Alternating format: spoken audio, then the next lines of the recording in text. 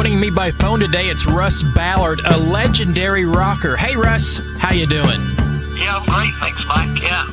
Now, Russ, you've been in rock and roll for quite some time, and one of my favorite bands from the 70s, Argent. Tell me a little bit about growing up and who influenced you.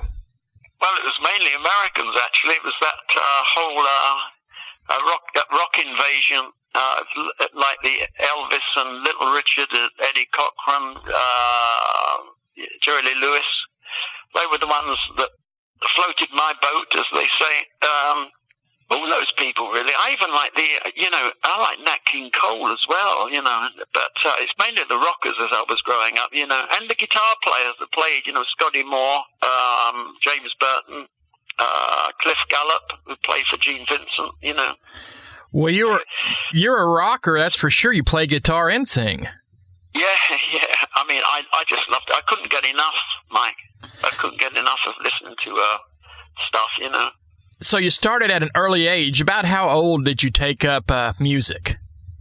Well, I took up piano lessons. I was sent to piano lessons by my mother and father, because my brother was going. He was 4 years older than me, so I used to tag along behind him.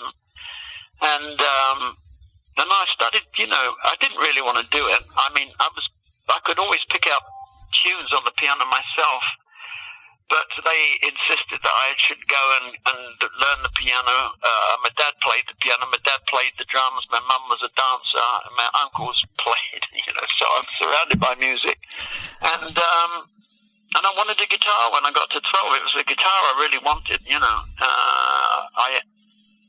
I used to play these light classic things, which I used to quite like the light classical stuff. But, as soon as my mum and dad's backs, since they walked out of the room, I would go into Jerry Lee Lewis. I learned all this Jerry Lee Lewis and Little Richard stuff.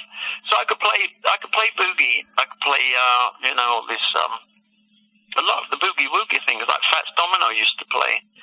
I could do that when I was 12. I could, had the bass,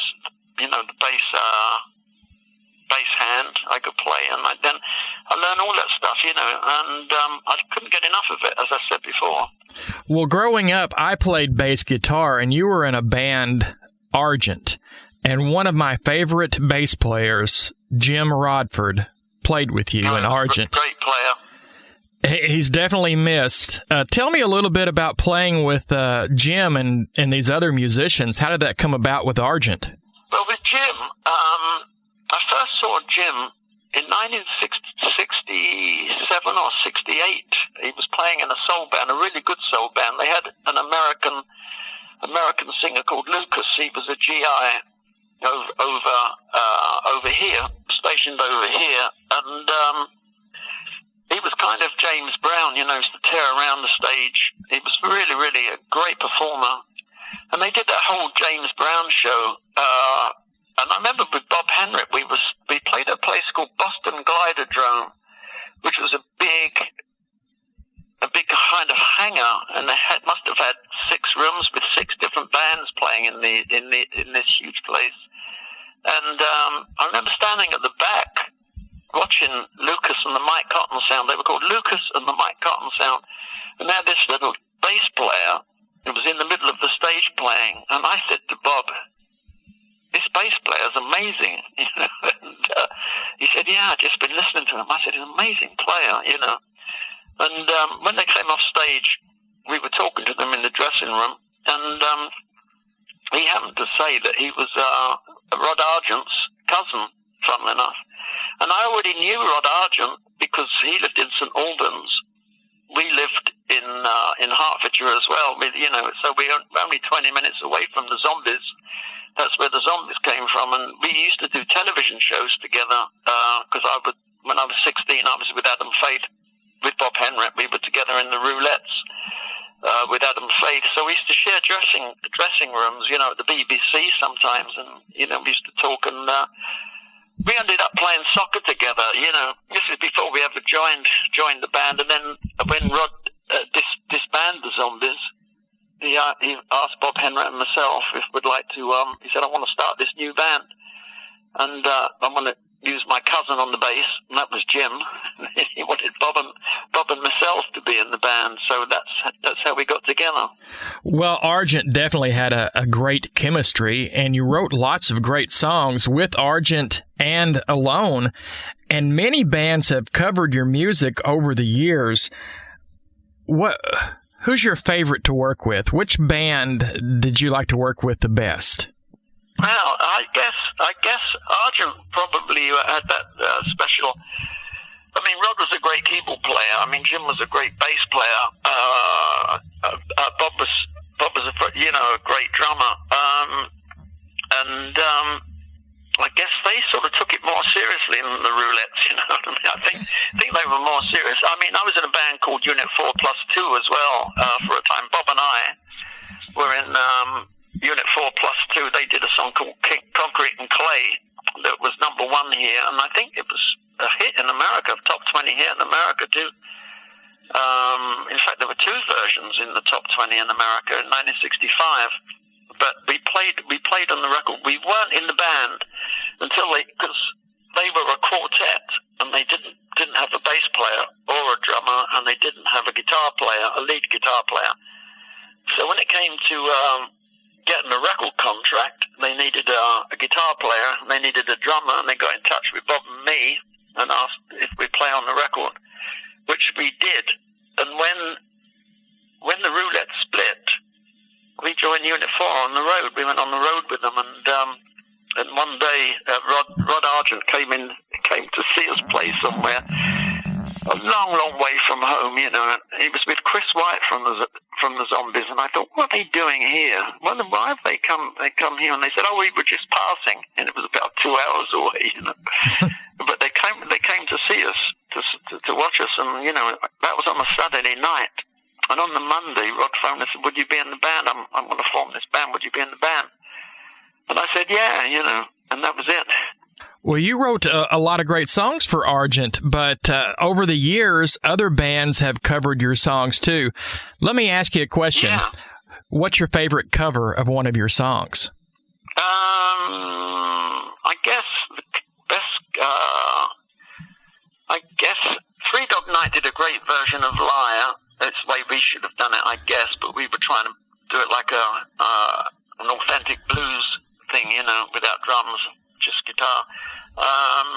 And Santana, you know, covered Winning, which is a song I did 4 years before that.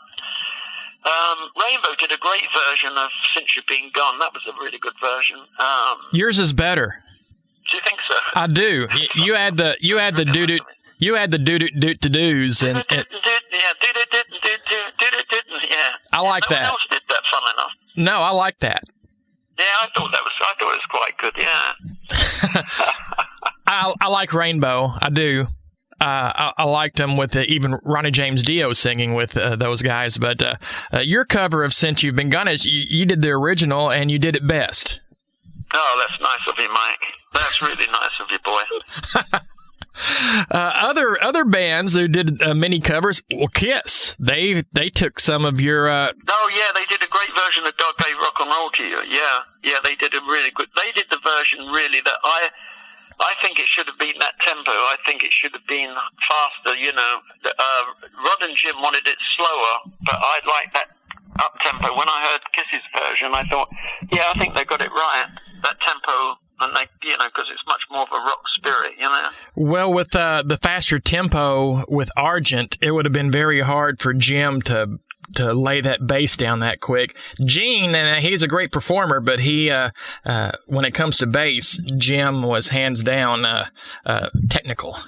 Oh yeah, Jim could play jazz as well, you know. So, I mean, sometimes I used to go out with him, and you know. Just for the blast, I used to go out and play jazz with them, and just because it was something different, and I could follow the chords. Jim could play anything. Yeah, he could walk it. I call it walking the bass, and he could do that very well. Yeah, it was special. Russ, here's one thing I was wondering. Now, you grew up in England. You must have spent a lot of time here. How did you come up with the song New York Groove? Oh, yeah. In fact, that was a true story. story. My brother, who had his own band, said to me one day, he said, I played Saturday night, I played with a band, and they were kids, just kids. He said, about 16. He said, they're amazing. He said, but you should do something with them, So I got in touch with the band, and a friend of mine started to manage this band, and he said, would you write a tune for them, And I took them into the studio, because I used to get downtime at Livingston Studios. That's where I did my demos. So I took them in there without a song. Funny enough, I didn't have a song, but I had a kind of an idea in my head of what I wanted. I took a Super Vamper harmonica, and I had a guitar, and they came in with their drums and bass, guitar, and their amps. And I said, I just wanted them to play. I had a title as well, and the title, because I produced an album for Roger Daltrey in 1975, and I was on the way to New York to master it. I hadn't been to New York for a couple of years, but I was on the way to master it, and I thought to myself on the plane, I thought, I'm back in the New York groove, and I wrote it down. I wrote it down in this little pad, New York. I thought that's a good title for a song. So when I got into the studio with this band, I had a title, I had a guitar, and I had a Super Vamper harmonica, and I said, let's do a Bo Diddley beat,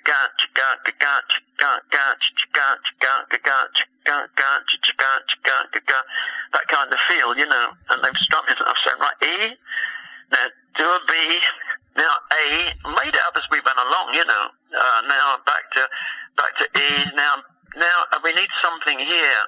It's probably the first rap, Mike, actually. So we need something here, we need something, here I am again in the city, with a fistful of dollars. It was all made up. And then we got the chorus, and I'm back. Back.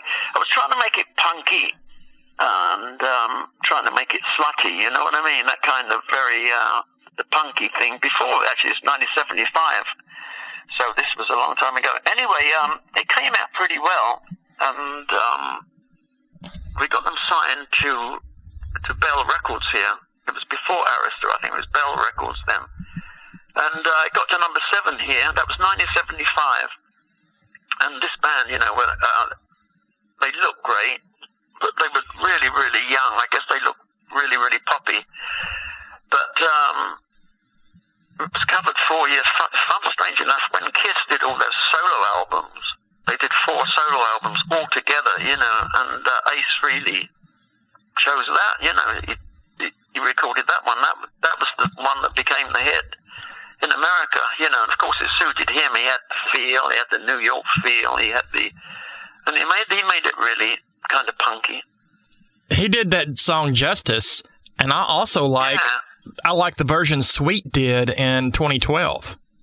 Yeah, they did it well. I saw them do it, actually. I went to see Rainbow 2 years ago at the O2 in London, and Sweet were on with them. In fact, I heard about 4 of my songs that night, which was great. Peter Criss did a couple of your songs on his solo album. Yeah, that's right, yeah. He did Some Kind of Hurricane. Yeah, he did Let Me Rock You. Yeah, that was, I think it was. Back in the day, you mentioned the mid-'70s. Of course, who wasn't a Kiss fan growing up and wanted to be Kiss? But those guys, they made your name come out again. I don't want to say your name went away, but they put you right back up in the spotlight with them. Yeah, that's true, That's true, and that's the thing about a song, Mike. They say a good song will always sell, but it's amazing how a song will stay around, and suddenly a song can, it becomes something. It starts to have its own energy after it's become a hit. Strange. It was a great time. 1975 was a perfect time. You're talking about being punky, and of course in Brooklyn and in New York, the punk scene was really getting going with CBGBs and the Ramones. And those bands.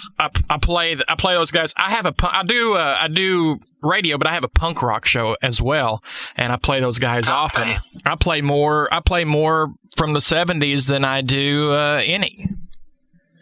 Oh, it's amazing. Yeah. It's all rock and roll. I think it was a great time. Well, Russ, currently you're still out playing and you're touring around. Tell us what you have going on. Well, I'm still, I've never stopped playing, Mike. I often tour. Well, I don't often tour, but I do tour occasionally. And BMG, which is my publishing company, they're also a record company, and they're quite big now. They've become quite a big company here. And they offered me, they said, you've got a lot of good songs here. Why don't you make an album? And I said, will you support it? And they said, yeah, we'll support it. And so that snowballed into an album deal. I made the album, and I've got like 12 tracks on there with I have 4 kind of bonus tracks on there. Fun enough, I've done a new version of New York Groove, which is like acoustic, but I've done Since You've Been Gone as a ballad and with strings and stuff, but the rest of it is like rocky. I've done a lot of... I intended to make a guitar album, as sort of a real lead guitar sort of kind of album, rock album, but then it suddenly... People think, God, that's a great song. Why don't you put that song on there? It's a ballad.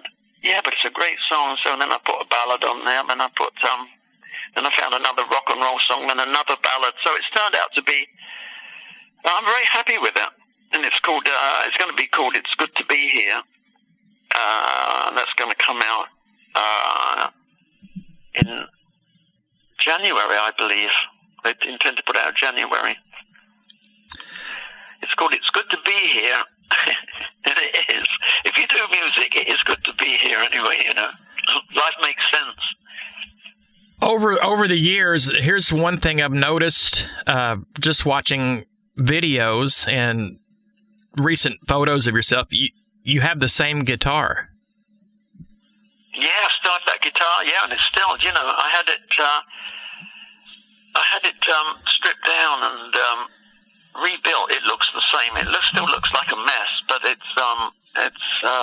plays beautifully. It plays better now than it ever played. And I'm doing a tour. I'm doing a tour in early next year of Europe, and that'll be really good because I've done tours of Germany before, and they've been really good. So I'm doing Germany, Switzerland, Austria.